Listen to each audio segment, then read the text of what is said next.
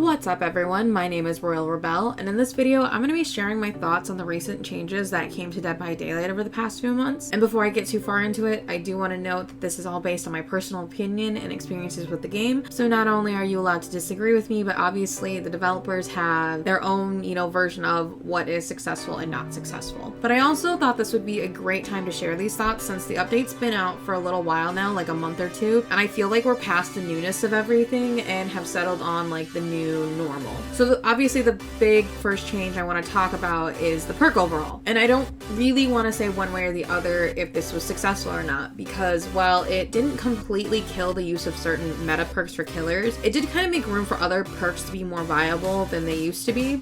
In my opinion, survivors saw a much more significant change compared to killers, so you could almost say that the meta update was successful for survivors, but not so much killers. And before I get into my comparison, I just want to let you guys know I'm getting my numbers from nightlight.gg, so while it might not be the most accurate comparison, it is the most accessible. So currently they're showing the past 14 days, but they do also show the top 10 list of perks. So while I'll just be comparing top 5 to top 5, looking at the top 10 might make more sense with certain perks. So like if you see something you're like, I don't think that's meta, it might just not be top 5 for the past 2 weeks. And I'll also be leaving a link to Nightlight's list in the description below, so if you guys want to look at it and see if there's any changes since I've made this video, or like I said, if something doesn't make sense, it'll be there and accessible for you. So how the meta went for killers, it used to be the meta was barbecue and chili, corrupt intervention, pain resonance, ruin, and pop goes the weasel. And how it's starting to look for killers is pain resonance, barbecue, jolt, corrupt intervention, and lethal pursuer. So like I said, not too much has changed. Some of these perks dropped in usage, like barbecue, while it's still a really popular perk, it's not quite as popular as it was when people could get the blood point bonus out of it. However, like I said, survivors saw a more significant change to their meta. Before the update, the most used survivor perks were Dead Hard, Borrow Time, Decisive Strike, Iron Will, and Self-Care. What they are now is Windows of Opportunity, Dead Hard, Adrenaline, Life, and Prove Thyself. And I know people might be thinking we're still in a Dead Hard meta, but to give you guys perspective on that, Dead Hard's usage before the update was nearly 50%.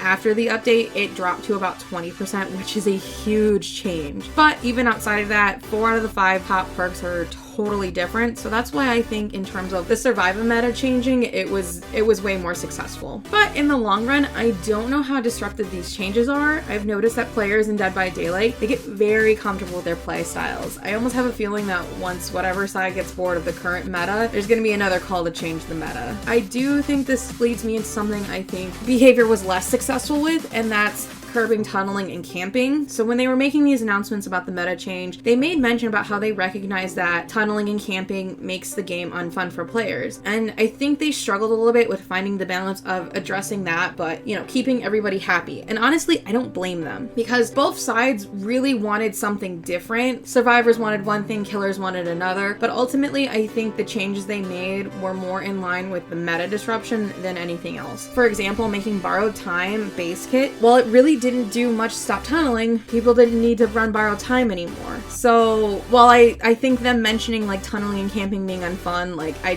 don't think they were successful with that, and I don't know why they would mention that in their announcements, especially because they do try to take a neutral stance on Twitter. But I will say my main problem with trying to stop tunneling is there really isn't a way to stop tunneling. Like, you're not gonna have any situation where a killer can't tunnel unless you want to do something kind of unreasonable and give like that survivor invincibility until someone else gets hit or hooked. However, I do think they have an ability to address camping, but it doesn't feel like they came up with an effective solution to camping either. Personally, I think behavior should have taken a page from Prop Night and made a base game effect where if the killer is in close proximity to the hook, it'll pause the timer. So like Prop Night made this indefinite, so their killers have absolutely nothing to gain, and they found a distance that allows them to still chase away altruistic survivors, so those don't hold the game hostage. But if they are camping, players have time to do things while someone's getting camped. And I think behavior tried to address things through perks perks, which is their primary way to change things. So we got Rebecca's new perk, Reassurance. I don't think this is going to have the desired effect that Behavior wants, mainly because it's relying on other survivors to extend the time on Hook. You have to be really close. You have to be 6 meters of the Hook survivor, and we're talking about a situation where the killer is like, you know, on top or very close to somebody on Hook. You don't have a lot of space to pull off the effective use of this perk. This also opens players up to being trolled, as they can, I don't know if they changed or what they've changed since the PTB, but in the PTB, hypothetically, somebody could be on a Hook for like nearly an hour. So like, that's not really fun either. You know, if Behavior's not going to follow Prop Night and they're gonna go with the route through the perk, I think they should have made it so that the person on Hook is the one who activates the perk. That way you don't have to worry about the actual camping that's going on, but then you don't have to worry about trolls taking advantage of it either. I do want to say though, Behavior did try to consider, you know, the bad man or the toxic playstyles on both sides, because like having played up against Wesker in the PTB, like his ability and perks definitely curb some of the more bad manner things, like sticking around in the end gate for too long and taunting killers that way. Because he has an ability, you can grab survivors at the end gate so they can't escape, and even if they're not in the injured state, they still can't leave right away after being released, so you still have time to smack them and get that down. And his perk Terminus gives survivors even more of a reason to hurry up, get the gates open, and leave as quick as possible. It's definitely going to set up some massively strong endgame perk combinations, I think. How effective this is going to be, I'm not sure yet, because they only came out this past Tuesday, so we'll see what happens, because part of it is I'm not sure, because, you know, one way addressing it is a power only available on Wesker, and then the other one's going to depend on what builds people build around it with his perks. I do, however, want to end this video on a high note. I want to give Behavior props because improving the procedure and progression rework, while it's not perfect yet, they've been putting a ton of work into making it the best they can. I mean, they've even gone the extra step of like dropping the price of items in the Blood Web because they realized that it was still going to be really expensive for players to prestige their characters. So I really appreciate with them, and I also really appreciate being able to keep all my items every time I prestige, because the way I was doing it before, it was like I would use up all my items and then I would go prestige, and it was just a very time-consuming process. Now, I do feel like this is one of those things that like you're not going to feel the value of it as you're doing it. Like you're not going to feel the value of it as you're prestiging the characters, but like as you get everybody to at least P3 and then new characters come out, that's when you're really going to get the value out of what they've done. I do think this is a lot better than their previous system, and I'm excited to feel the value of it going forward. But those are my thoughts on all the recent changes to Dead by Daylight. I want to hear yours. Leave your thoughts in the comments below. And if you enjoyed this video and want to see more of my content, don't forget to like this video and subscribe to my channel so I can bring you more Dead by Daylight content. And if you guys are interested in checking out my Twitch streams, I currently go live on Sundays and Thursdays 6 p.m. Eastern Standard Time and Saturdays 3 p.m. Eastern Standard Time.